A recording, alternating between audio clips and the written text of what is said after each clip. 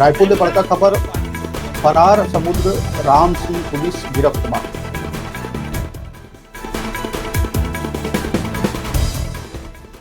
आज बिहनिया EOW ACB के टीम कुल 5 जगह में छापा मारिस और बोरिया कले के निवास में समुद्र राम सिंह ला गिरफ्तार करे में सफलता हासिल करी।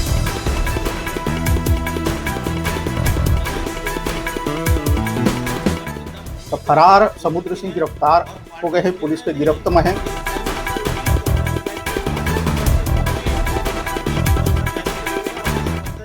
समुद्र राम सिंह अपराध पंजीबद्ध होए के बाद ले फरार चलत रही से।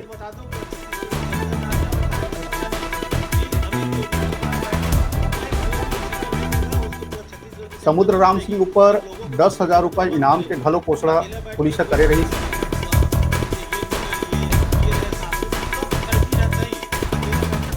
तो ये अभी के बड़का खबर, फरार समुद्र सिंह पुलिस के गिरफ्त में आ चुके हैं।